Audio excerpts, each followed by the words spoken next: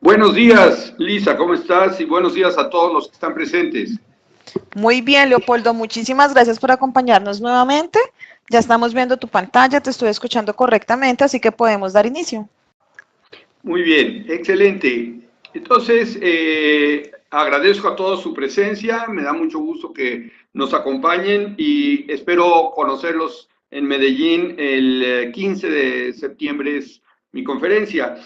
Hace un par de semanas presentamos el primer avance de esta plática como pues una preparación para lo que vamos a platicar allá en Medellín. Y el enfoque que estamos dando es el enfoque de la teoría de sistemas complejos. Es decir, manejamos una nueva visión, nuevos paradigmas para intentar entender cómo se comportan los mercados y qué es lo que podemos aprender de este método. Entonces, el tema, como ya refirió Lisa, se llama Complexity Economics, hacia una nueva comprensión de los mercados de capitales. Para empezar esta plática, les presento este grabado de Maurits Escher, ¿sí? Un grabador holandés del siglo pasado, ¿sí? Murió en 1972 a los 73 años, y pues él se dedicó a hacer muchos dibujos y representaciones de una realidad diferente. ¿Sí? En este caso, esta gráfica denominada La Cascada, pues muestra, si ustedes pueden seguir conmigo, la caída de agua de la cascada, luego hay una rueda de molino y luego seguimos una especie de canal que va hacia atrás, luego va hacia la izquierda, luego otra vez hacia atrás, otra vez hacia la izquierda y vuelve a caer. Entonces establece un circuito infinito. Y esa forma de mirar el mundo, pues no es exclusiva de Escher, pero él hizo muchos dibujos y grabados que representaban esa manera diferente de ver la realidad, ciertamente imposible desde el punto de vista pues, realista, pero muy interesante desde otros puntos de vista. Entonces, con esto quiero romper algunas expectativas en su mente o crear unas nuevas de que vamos a ver cosas distintas. ¿Sí? Distintas desde el punto de vista de la teoría convencional que trata de explicar el movimiento de los precios. Voy a empezar haciendo una cita a esta frase de Will Hutton, periodista londinense, y nada más voy a leer la parte en español, la traducción en español abajo. La economía es una disciplina para tiempos tranquilos. La profesión, así sucede, no tiene un atisbo de entendimiento de cómo lo anormal surge de lo normal y qué sucede después. Sus practicantes son como pronosticadores del clima que no comprenden las tormentas. Entonces, con ello quiero decir, bueno, básicamente los modelos convencionales que explican la economía y las finanzas rechazan muchas ideas que la realidad pues nos recuerda que están ahí, ¿sí? Y es por eso que hemos buscado un abordaje un poco más cercano a la realidad. Insistí la clase pasada o en la sesión pasada en algunas características del modelo convencional, aquí nada más las voy a enfocar con una mayor precisión, ¿sí? Entonces, el modelo convencional no considera en su discurso ni en sus operaciones la heterogeneidad de los agentes, no considera los bucles de retroalimentación como elementos importantes, no intenta pasar del nivel de un agente tomador de decisiones al nivel del conjunto de los participantes actuando simultáneamente. ¿Sí? Entonces, de hecho, lo que hace es acaba negando la retroalimentación y acaba negando la heterogeneidad, invocando pues un proceso de Markov donde no hay memoria e invocando a el famoso agente representativo, que es un agente que tiene las características que deberían de tener todos los agentes, pero eso no existe en este mundo, ninguna de las dos cosas. ¿Sí? El tercer punto, ignora las propiedades emergentes que se esperaría que surjan de la interacción entre los agentes, es decir, propiedades que no tienen los agentes individualmente, pero que surgen cuando los agentes interactúan en una forma muy rica. ¿Sí? Ya hablaré más adelante de las propiedades emergentes entonces no voy a abundar aquí. El quinto punto, no considera relevante el papel de las emociones o de la falibilidad humana, ¿sí? Aduciendo la racionalidad del agente económico. Y por último, no considera la interacción entre los agentes, o sea, qué resulta de esa interacción, cómo se contagian unos a otros, cómo se sugieren unos a otros una forma de operar, ni tampoco la formación de agregados, ¿sí? Es decir, que los agentes en ciertos momentos actúan en paralelo, en conjunción, haciendo lo mismo, ¿sí? Unos toman la idea de qué están haciendo los demás y acaban haciendo muchos la misma cosa. Y eso produce efectos específicos en las fluctuaciones de los precios. Continúo con algunas de las carencias del modelo convencional. El primer punto, no considera ni busca explicar la distribución leptocúrtica, ¿sí? Es decir, la mayor frecuencia de eventos cerca de la media y en puntos muy alejados de la media que se alejan de que se distancian de lo que es la distribución normal, ¿sí? No considera ni busca explicar la memoria intermitente que nosotros y otros autores hemos encontrado en las series de tiempo, no reconoce ni intenta explicar los cúmulos de alta volatilidad, ni el hecho de que las series bursátiles no son estacionarias, es decir, su comportamiento estadístico a lo largo del tiempo no se mantiene único, sino que va cambiando y por lo tanto, pues es difícil describirlo o caracterizarlo bajo perspectivas de lo que se llama estacionariedad, es decir, que no importa el segmento de las series de tiempo que tomemos, tienen un perfil estadístico muy parecido, si no es que igual, ¿sí? Y ciertamente eso no existe aquí en las series de tiempo financieras. El cuarto punto de esta diapositiva niega que la existencia de tendencias, no, niega la existencia de tendencias, ¿sí? De burbujas especulativas, ¿sí? No acepta que los crashes bursátiles sean procesos estructurales del mercado, pretendiendo que solo son anomalías. Entonces, lo que nosotros buscamos es al contrario, incorporar todos esos elementos, todos esos eventos que observamos en la realidad, ¿sí? En la realidad de las series financieras, de las series de tiempo financieras, y tratar de explicarlos como partes inherentes al fenómeno, no como anomalías que supuestamente no deberían de existir. Bueno, existen, ahí están, vamos a explicarlas. Y por último, no reconoce ni busca explicar la multifractalidad detectada en las series de tiempo bursátiles. O sea, la multifractalidad hace referencia a los fractales, ¿sí? Esa propiedad que tienen algunos objetos o algunas series de tiempo, ¿sí? De que tienen autosemejanza a diferente escala, ¿sí? Si yo tomo un fragmento del fenómeno en una escala pequeña, tiene un comportamiento similar a un segmento grande en otra escala mayor, ¿sí? Como un helecho, como una hoja de helecho que, pues, la hoja completa tiene un patrón que se replica cuando tomamos una de las ramas secundarias del helecho y eso se replica en una rama terciaria y eso se replica en una hojita sola del helecho, ¿sí? Entonces, eso es lo que es la multifractalidad. Y finalmente estamos encontrando, y de eso voy a hablar en la conferencia de Medellín, que todas estas propiedades que estoy mencionando en esta diapositiva, la leptocurticidad, la memoria intermitente, los cúmulos de alta volatilidad, las tendencias, las burbujas y la multifractalidad, todo eso se puede incorporar en un modelo, ¿sí? Que los tome en cuenta, ¿sí? No tenemos que decir, bueno, eso no debería de existir, entonces lo quito de mi modelo. No, no, no, todo está incorporado en el modelo. Y por último, hablando de las carencias del modelo convencional, recurre con insistencia al famoso ceteris paribus, es decir, que si todo lo demás permanece constante, entonces esta variable se va a comportar de esta forma. Sí, pero eso es decir, como pues decimos aquí en México, ¿sí? Si mi abuelita tuviera ruedas, sería una carreta. Sí, bueno, pues no existe el ceteris paribus, ¿sí? Porque invocarlo es ignorar en la interacción e interdependencia de los diferentes elementos del sistema y de las diferentes variables.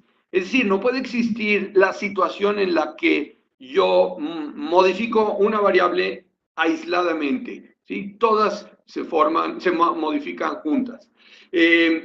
asume premisas falsas como incuestionables, ¿sí? En forma de dogmas, ¿sí? Como la existencia de aversión al riesgo en todos los participantes, como la presencia de premio por riesgo en los rendimientos de activos, como la irracionalidad de operar basados en señales derivadas de fluctuaciones de precios, ¿sí? O sea, la irracionalidad del análisis técnico, bueno, nada más porque alguien lo dice ya es irracional, ¿sí? No es así, ¿sí? No es necesariamente esto, ¿sí? Y en ese momento recuerdo un concepto que recientemente he entendido en su dimensión más profunda, que es que todo lo que sabemos del mundo, todo lo que conocemos, ¿sí? Todo lo que platicamos del mundo son modelos que tenemos en nuestra mente de lo que creemos que es, ¿sí? Nada más de eso, ¿sí? De lo que creemos que es. Son modelos, no tenemos un acceso directo a la realidad, ¿sí? Simplemente, ¿sí? Lo que pensamos de la realidad son modelos que tenemos en la mente.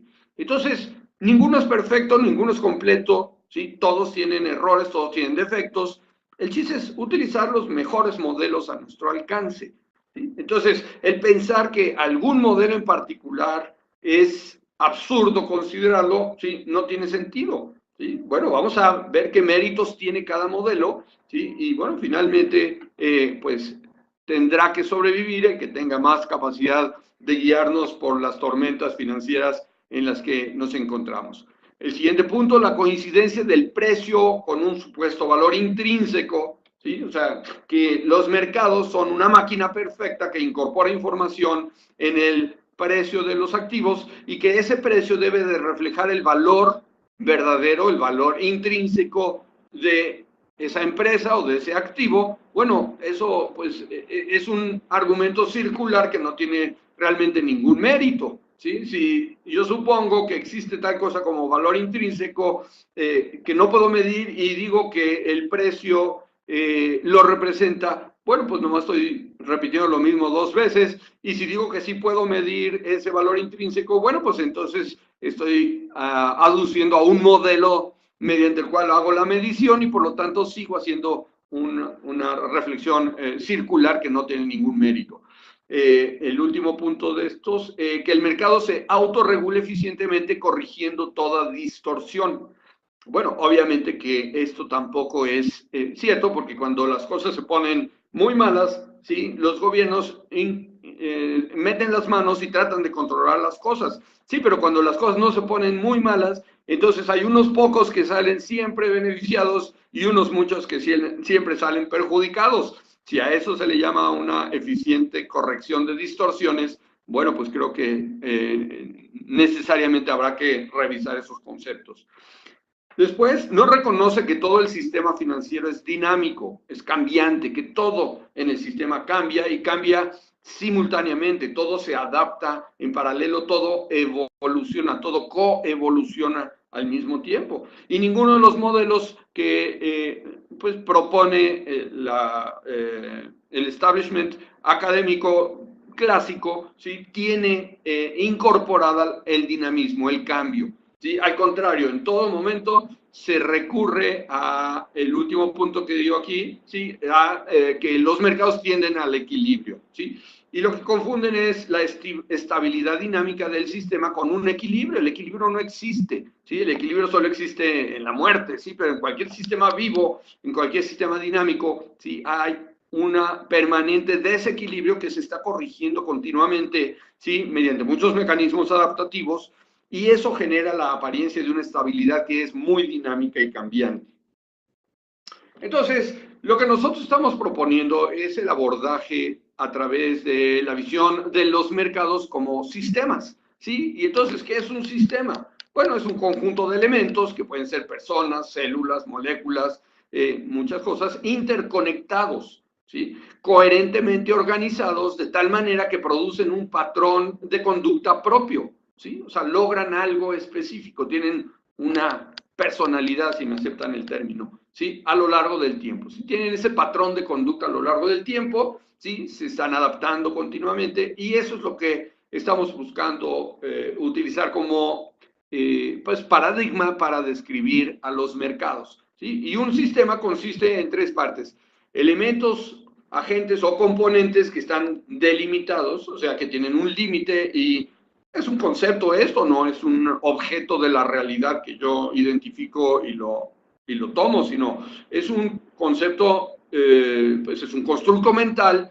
en el cual yo elijo poner ciertos límites al fenómeno que quiero estudiar y digo, bueno, pues esto está dentro del límite y lo demás está fuera del límite, lo demás es su contexto, ¿sí? Entonces, esa es la primera parte. Después, los elementos están interconectados, ¿sí? Y de ello, de esa interconexión, deriva la estructura del sistema y por último, tienen un propósito o función común.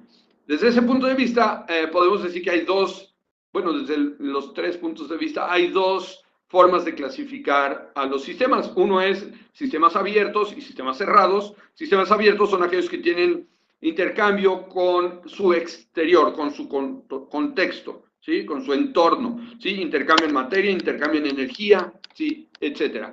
Los sistemas vivos, todos los sistemas vivos, incluyendo los sistemas sociales, son de este tipo, son abiertos. Sistemas cerrados, pues son sistemas que están aislados del medio y bueno, pues esos no tienen mucho interés para nosotros en este momento. Además, los sistemas se pueden clasificar en sistemas deterministas y sistemas teleológicos. Sistemas deterministas son sistemas que surgen en forma espontánea por necesidad, es decir, por las características de los elementos, estos se agrupan y constituyen sistemas per se, ¿sí? Ellos mismos se adaptan, se autogeneran esos sistemas y esos sistemas pues, necesariamente surgen a partir de las condiciones previas. Entonces, la historia previa es la que determina que estos sistemas surjan, ¿sí? Los otros, los teleológicos, son sistemas que se construyen propositivamente para lograr un fin. Pues los sistemas que los humanos organizamos para lograr cosas, como el sistema financiero, es un sistema teleológico. Entonces, la que sigue, ¿sí? Aquí tenemos una gráfica de lo que es el sistema. En esta gráfica estoy representando los límites del sistema, es el óvalo grande que está en el centro de la pantalla, ¿sí? Esto está rodeado por su ambiente, su contexto, su contorno, ¿sí? Dentro del sistema hay subsistemas, hay componentes que están interrelacionados íntimamente y que tienen reglas locales, sí, que, pues, de las que dimanan su forma de comportamiento y su estructura, su forma de relación, pero también tienen relación con otros sistemas en el exterior y los sistemas están sujetos siempre a inputs, es decir, a eventos o perturbaciones que llegan del exterior y podemos identificar outputs, es decir, características de salida, ¿sí? Variables de salida que pues podemos estudiar para tratar de entender qué es lo que sucede dentro del sistema. Voy a regresar a esta gráfica un poco modificada más adelante. Otra forma de ver a los sistemas es la gráfica que presento aquí de modelo de relaciones sistemas teleológicos, donde tengo representados dos sistemas, el sistema A y el sistema B en el centro. Esos dos sistemas se relacionan a través de R2. Cada uno de ellos está constituido a su vez en este esquema por subsistemas. El sistema A tiene un subsistema A y un subsistema B. El sistema B tiene un subsistema C y un subsistema D, ¿sí? Y cada uno de esos sistemas tiene relación con sus subsistemas, ¿sí? Y además los sistemas tienen relación con su suprasistema, ¿sí? Con su contorno o su contexto. Y todo eso es lo que vamos a traer al modelo que estamos construyendo. Entonces, de aquí surge la idea de un sistema complejo adaptativo. ¿Sí? No voy a hablar ahorita de la historia de ese concepto, ¿sí? Porque pues, no tenemos mucho tiempo, pero puedo mencionar que están compuestos por una red de agentes autónomos, similares entre sí, pero heterogéneos, ricamente interconectados, que actúan en paralelo. O sea, todos ellos están tomando decisiones, están adaptándose a perturbaciones exógenas y endógenas al mismo tiempo, ¿sí? Y todos ellos toman en cuenta, en cierta forma, lo que están haciendo los demás agentes en su entorno local, ¿sí? Los agentes tienen objetivos propios y además, como sistema, tienen un propósito o función común. Y puede existir pues, contradicción entre los objetivos de cada uno de los agentes, ¿sí? O conflicto entre los objetivos de unos con los objetivos de otros, y a su vez puede existir conflicto también entre los objetivos propios y los objetivos comunes, ¿sí? Y de eso, pues, dimana la riqueza tan grande que observamos en el comportamiento de los sistemas complejos adaptativos. Entonces, en cierta forma, un sistema complejo adaptativo es una subclase de los sistemas, ¿sí? Que tienen, pues, dinamismo muy activo y que además son complejos. Y son complejos, ¿en qué sentido? Pues en todos estos que estoy mencionando, todos ellos juntos determinan que identificamos un sistema como complejo versus uno que no lo fuera, ¿sí? Entonces no puedo apuntar a uno de ellos, simplemente todos los que voy a mencionar en 3 diapositivas que tenemos de sistemas complejos adaptativos, pues describen precisamente en qué son complejos y en qué forma se adaptan, ¿sí? Entonces, la letra C, las interconexiones de los agentes consisten principalmente, pero no exclusivamente, en intercambio de información. Entonces, todos los agentes están intercambiando información, cuando menos con los agentes que los rodean en su vecindad inmediata, ¿sí? No necesariamente con la lejanía, ¿sí? A partir de las conductas cooperativas y competitivas de los agentes que componen al sistema, emerge una conducta global coherente, ¿sí? Esa emergencia, ¿sí?, de una conducta global coherente es lo que le da su personalidad al sistema, y ella depende, desde luego, de la estructura del sistema, y la estructura es la forma en que se relacionan los agentes entre sí, y aquí estamos apuntando a 2 formas antagónicas de comportamiento, que es cooperar o competir, ¿sí? Y las dos se dan al mismo tiempo en un sistema. No quiero decir que al mismo tiempo estoy compitiendo y cooperando con un mismo agente con el que me relaciono. No. Con un solo agente me relaciono cooperando o compitiendo, pero todas esas conductas se dan al mismo tiempo. Y quizá puedan imaginar bien de qué estoy hablando cuando hablo de esas conductas competitivas y cooperativas. Sí se imaginan que van manejando, ¿sí?, en un tráfico bastante intenso, y ven que pues hay que cooperar y hay que competir a veces tratando de pasar primero, y hay que cooperar dejando pasar para no chocar, ¿sí? Entonces ahí emerge en ese sentido una conducta global coherente. Y desde luego, hablando del tráfico, pues puede ser más o menos eficiente esa conducta, ¿sí?, global. Pero bueno, eso es otro asunto.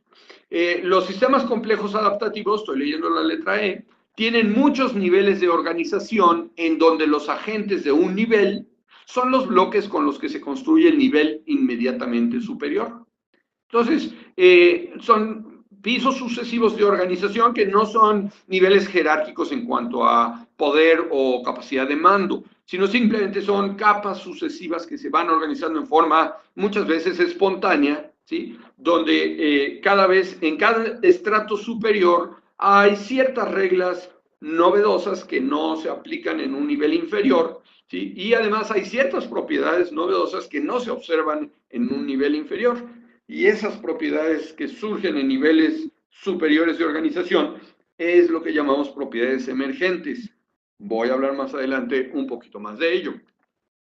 Entonces, en esta gráfica estoy representando de alguna manera a lo que me refiero con esos estratos sucesivos, ¿sí? Esta es una representación de cómo se puede concebir desde el punto de vista científico el concepto de organización en estratos sucesivos, desde las partículas subatómicas hasta el mundo en su totalidad, el planeta en su totalidad, ¿sí? Entonces partimos de las partículas subatómicas, ¿sí?, de los protones, neutrones, electrones, ¿sí?, todo eso, ¿sí?, y cómo cuando se integran en una unidad forman átomos, los átomos se integran formando moléculas, las moléculas forman cadenas bioquímicas, las cadenas bioquímicas células, las células tejidos y órganos, con estos se componen sistemas funcionales, ¿sí?, y con los sistemas funcionales en su conjunto se crea un organismo, muchos organismos forman grupos sociales, y grupos sociales de diferentes especies forman ecosistemas, y todos los ecosistemas del planeta forman lo que James Lovelock y Lynn Margulis denominaron Gaia. ¿sí? Entonces, cada nivel de organización está compuesto por elementos o bloques de construcción que siguen reglas sencillas y reglas propias. Los componentes de cada nivel se organizan, interactúan buscando su propio beneficio, ¿sí? Que el primero es, pues, la supervivencia, ¿sí? Y perpetuarse. Al hacer eso, interactúan buscando el beneficio, ¿sí? O sea, al hacer eso, al interactuar buscando el beneficio, los componentes se autoorganizan en forma espontánea. ¿Sí? No necesariamente hay un diseñador que dice, bueno, en esta comunidad humana, sí, pues unos se van a dedicar y por decreto a atender la tienda, sí, otros van a hacer el aseo, otros van a traer el agua, otros van a conducir un transporte para llevar y traer pasajeros, otros van a ser policías, otros, no, ¿sí? Una comunidad, una ciudad, se autoorganiza, cada quien va encontrando su lugar en ella en forma espontánea, buscando sobrevivir, ¿sí? Y se adapta, ¿sí? Aprende ciertas reglas de comportamiento. Entonces, todo eso surge en forma espontánea y vamos a tratar de tener todos esos conceptos en el modelo que estamos generando de los mercados, ¿sí? Por último, aquí menciono, en cada nivel superior de organización aparecen propiedades nuevas, propiedades que llamamos emergentes, que no resultan solamente de la suma de las acciones de cada uno de sus componentes, sino que son propiedades que no se habían manifestado antes y no se pueden rastrear tampoco, ni se pueden inferir, ni siquiera prever que van a suceder, ¿sí?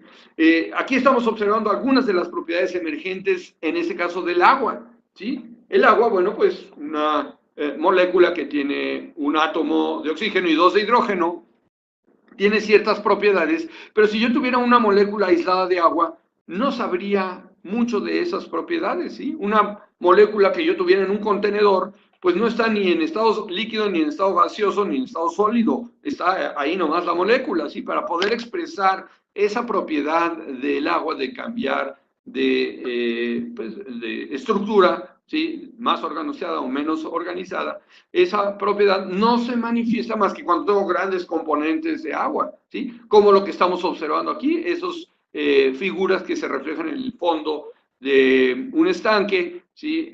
La ola que se observa, los anillos en el agua o la especie de corona que surge cuando arrojamos un objeto al agua tranquila, ¿sí? Todas esas son propiedades emergentes del agua que ninguna molécula de agua sólida puede expresar. Y dicho sea de paso, ni siquiera podría yo deducir las propiedades del agua de las propiedades del hidrógeno y del oxígeno. Entonces, las propiedades del agua son también propiedades emergentes en el sentido de que ni el hidrógeno ni el oxígeno las manifiestan. Necesitan combinarse los dos y de la estructura de esa combinación, de la forma de relación de las moléculas, ¿sí? Dentro de un átomo y de las moléculas entre sí, surgen estas propiedades, ¿sí? Aquí vemos otras propiedades emergentes del agua bajo diferentes condiciones, ¿sí? Y aquí vemos muchos sistemas autoorganizados, ¿sí?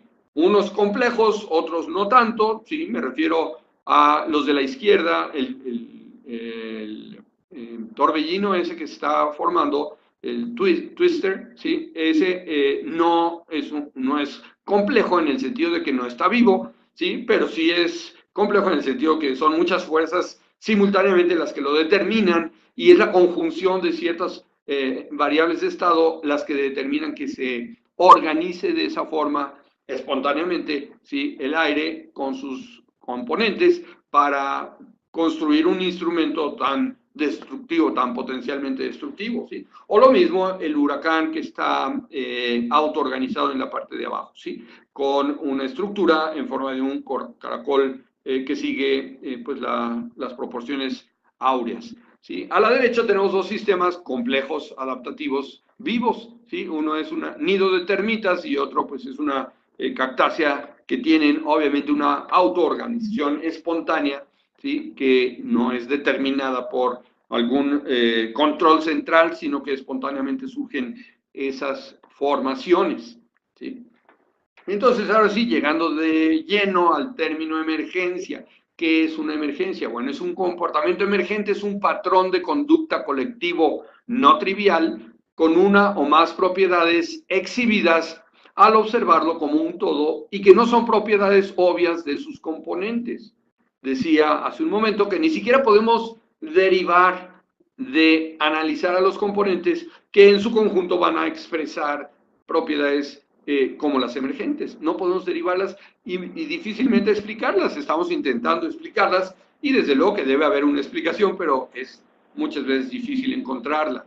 Las propiedades emergentes se manifiestan, las propiedades emergentes se manifiestan cuando muchas entidades simples, es decir, los agentes que componen al sistema, operan coordinadas en un ambiente finito y un ambiente que comparten, ¿sí? En estratos sucesivos de organización surgen propiedades nuevas llamadas emergentes que no existen en los agentes componentes individuales, es decir, en estratos inferiores de organización no se manifiesta la emergencia y las reglas que rigen el comportamiento de los agentes en cada estrato deben ser consistentes, es decir, no puede surgir en un estrato organizativo superior una regla que viole, ¿sí?, reglas de estratos inferiores, ¿sí? Entonces, de tal forma que las reglas de estratos inferiores constriñen, limitan, ¿sí?, las posibles reglas de estratos superiores. Pero esas reglas también son novedosas, las de estratos superiores, pero tienen que subordinarse, ¿sí?, a las reglas de estratos inferiores.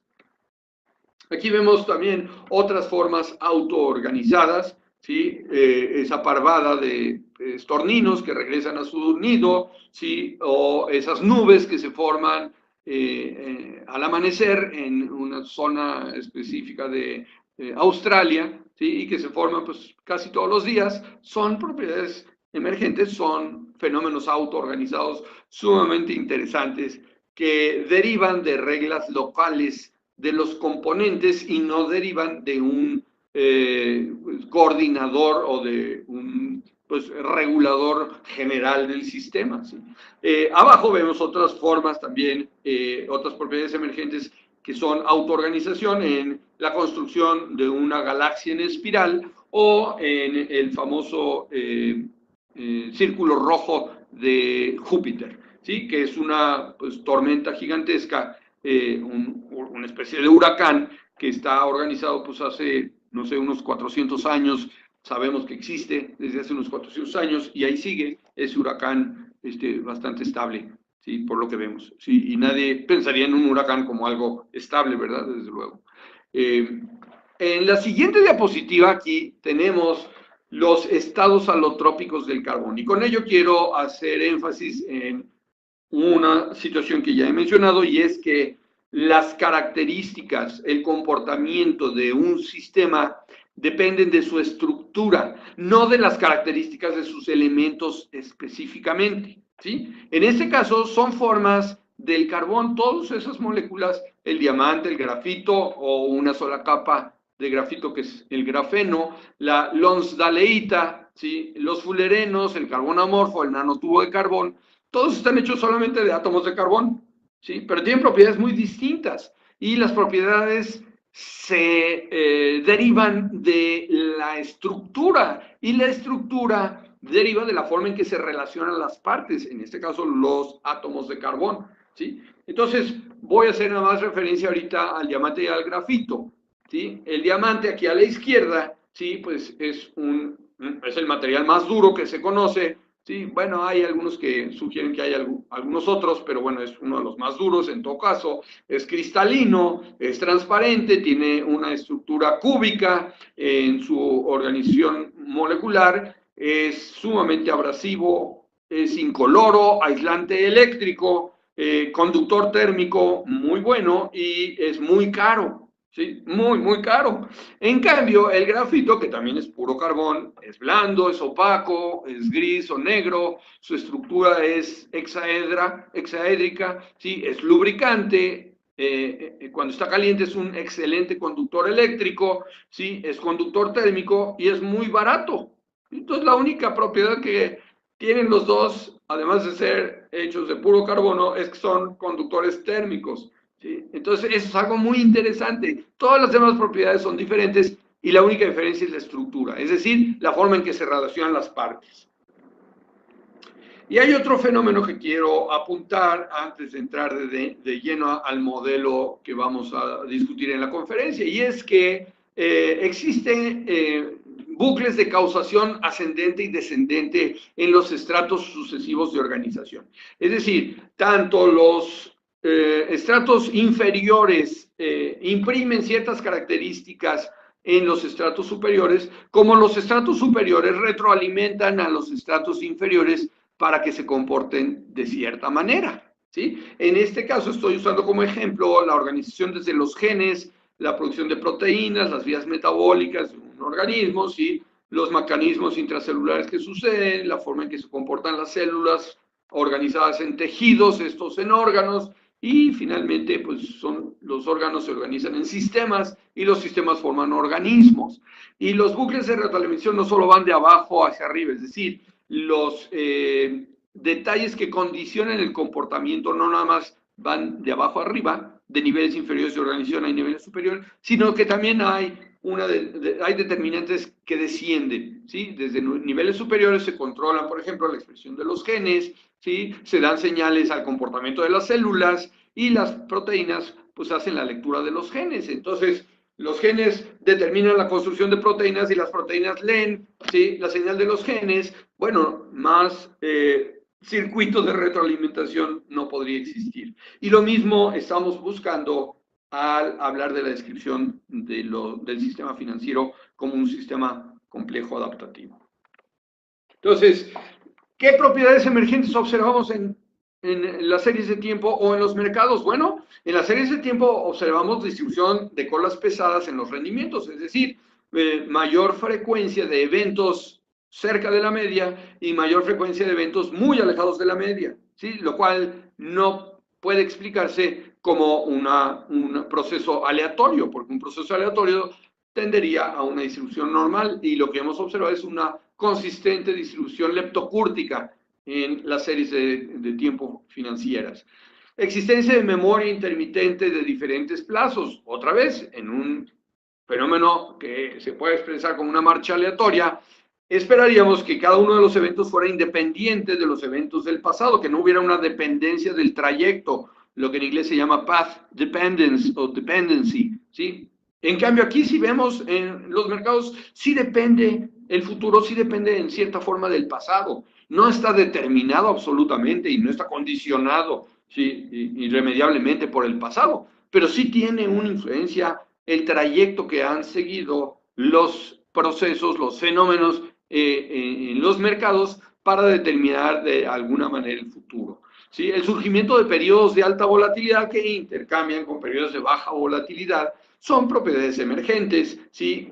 El hecho de que sean no estacionarias las series de tiempo, ¿sí? Que alternan distintos procesos, o sea, lo que nos importa tanto no es que las series de tiempo sean no estacionarias, ¿sí? Sino que esa no estacionariedad observada en las series de tiempo, pues nos hablan de algo que no observamos y que es que los mecanismos, las reglas, los procesos que determinan esas series de tiempo, los procesos que determinan pues las fluctuaciones en los precios, ¿sí? Cambian, ¿sí? Eso es lo que más nos interesa, no que cambie el perfil estadístico de las series de tiempo, de los números, de los precios en el tiempo, sino que lo que cambia son los mecanismos que los determinan, ¿sí?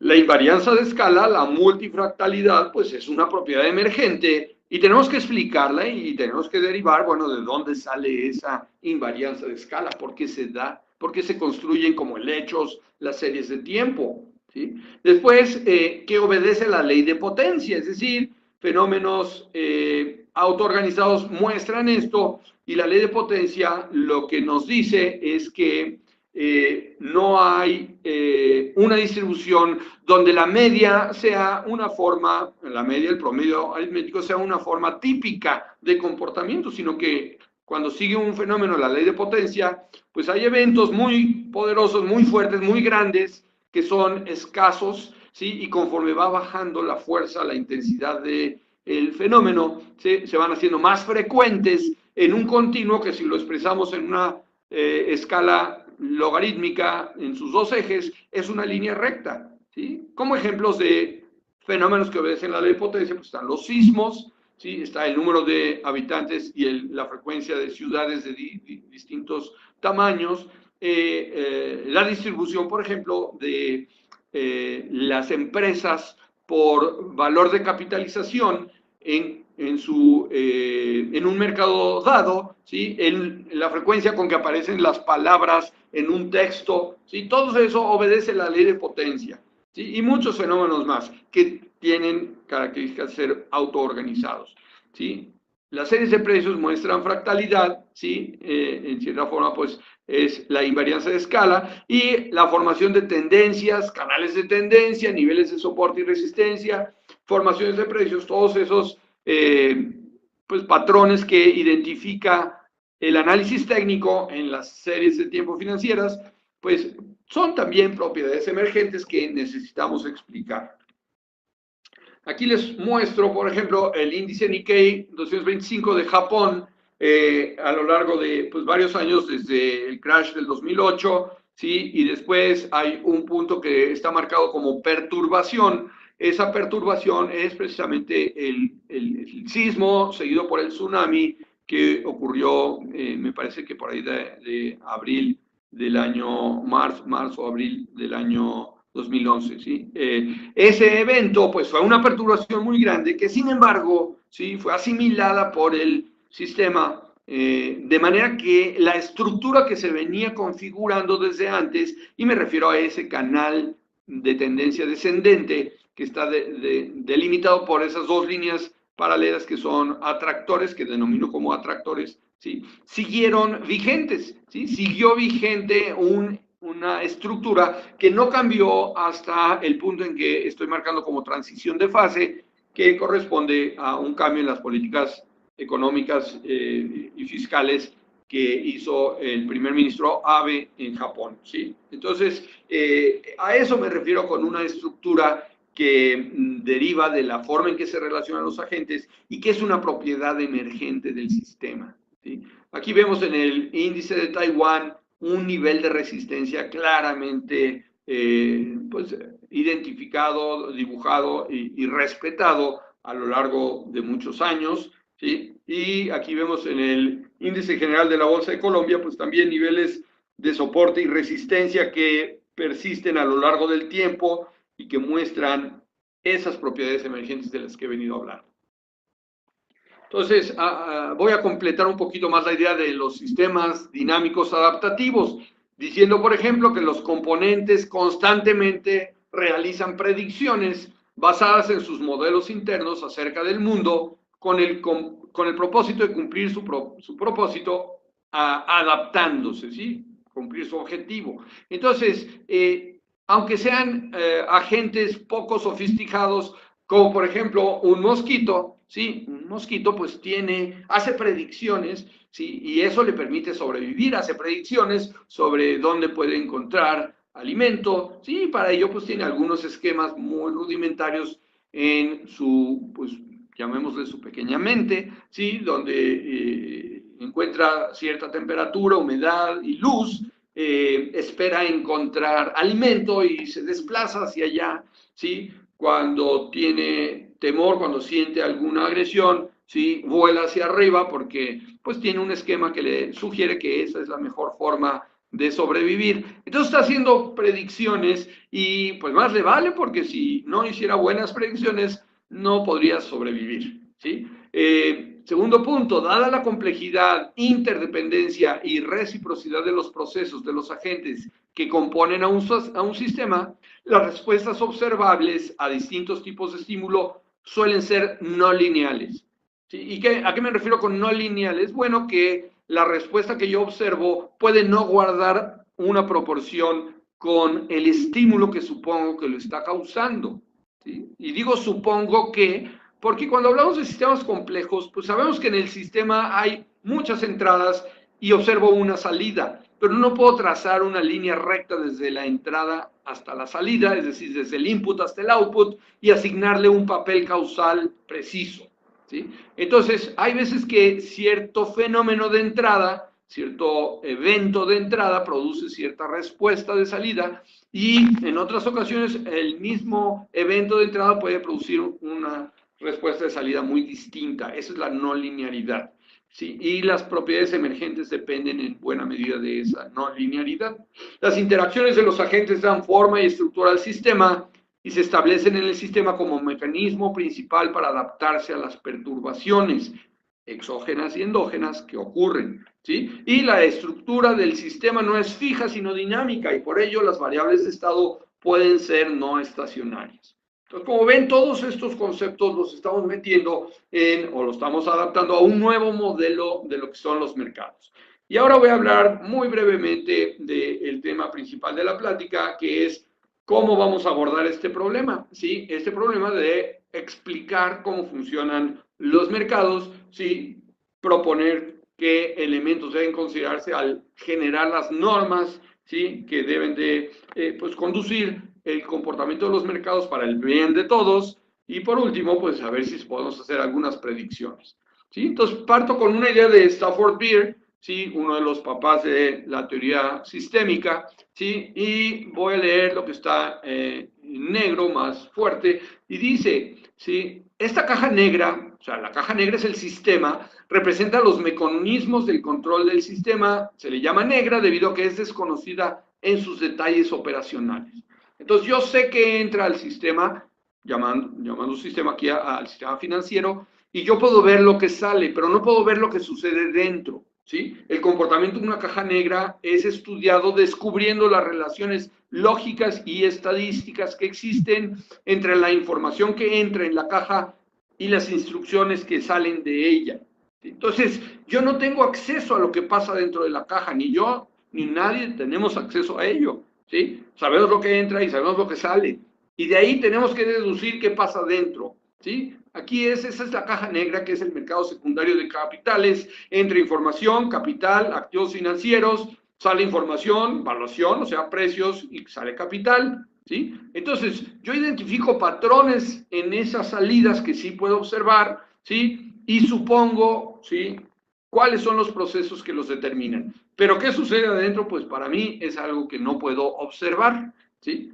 Entonces, puedo inferir que existen compradores y vendedores, compradores de corto, mediano y largo plazo, que interactúan con vendedores de corto, mediano y largo plazo. Eso sería mi primera aproximación, muy simple, muy reducida, ¿sí? A lo que sucede dentro del sistema, ¿sí? Además, puedo suponer que ese sistema está embebido en un macrosistema o en un suprasistema, ¿sí? Que es, pues, el sistema financiero en su conjunto, ¿sí? Y que determina un contexto.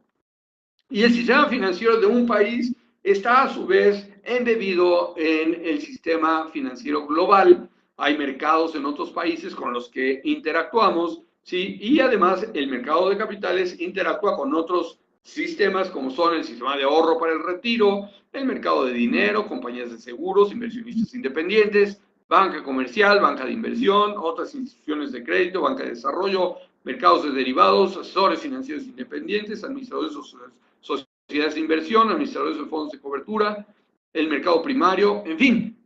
Esa es la idea, ¿sí? Tenemos que ir pensando, bueno, esto no lo puedo explicar si no entiendo su contexto y si no entiendo y tomo en cuenta sus componentes y la forma en que estos se relacionan, ¿sí? Y entonces cada uno de los agentes tiene a su vez unos subsistemas mediante los cuales opera. Aquí estoy también proponiendo una forma simplificada de ello, ¿sí?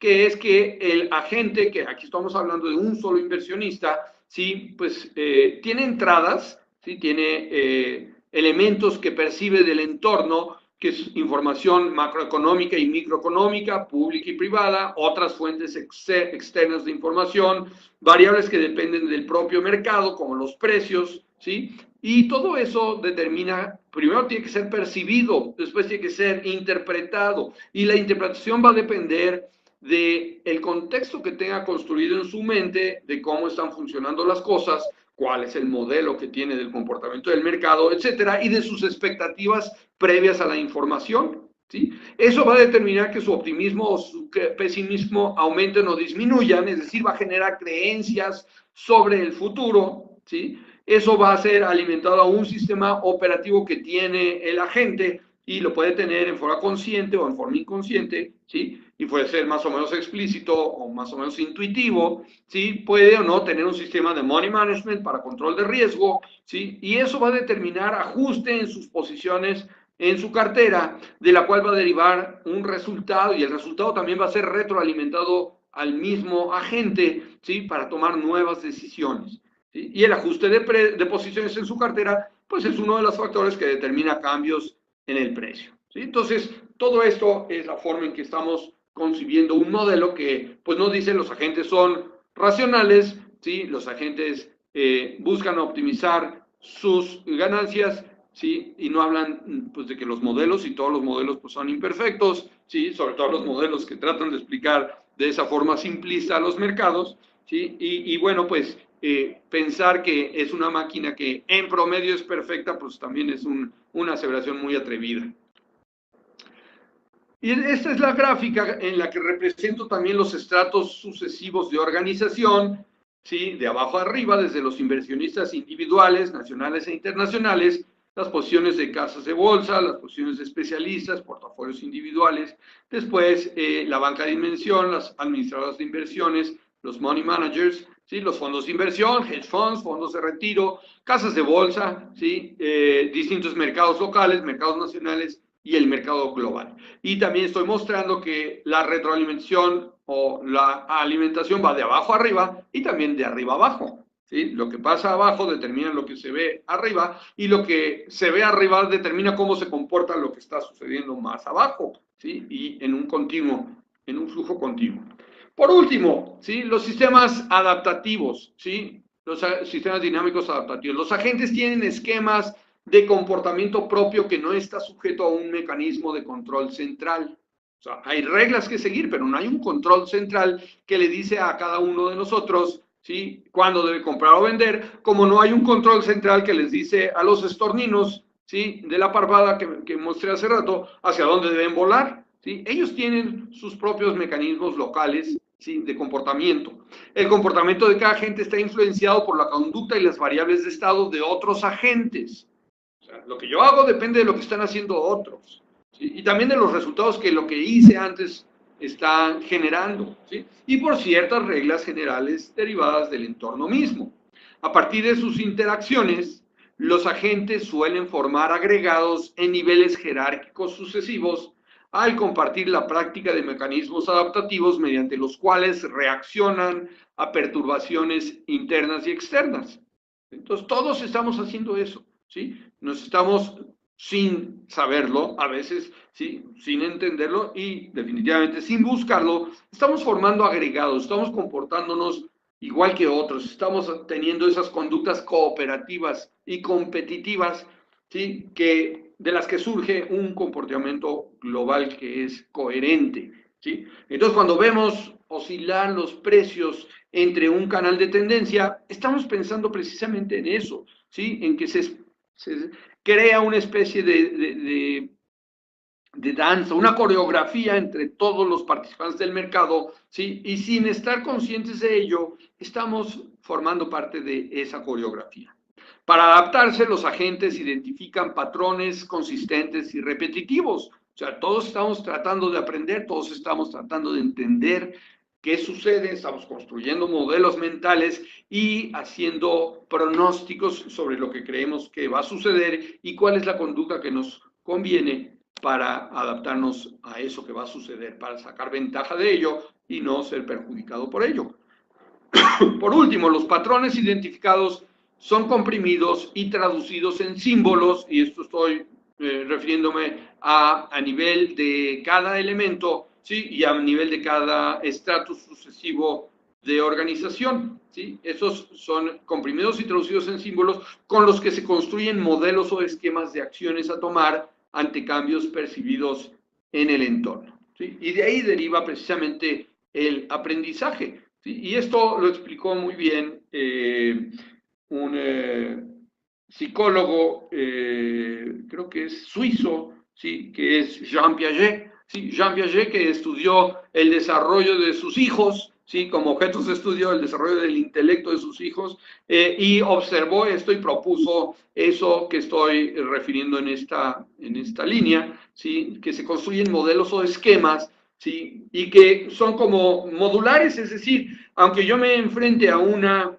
nueva situación que no conocía, ¿sí? Pues identifico qué de esa situación sí conozco porque se parece a otra que viví, y con pedazos de experiencia previos sobre eventos similares construyo una respuesta nueva, ¿sí? Para un fenómeno que por primera vez se me presenta, ¿sí? Entonces, con esto pues termino la presentación de hoy.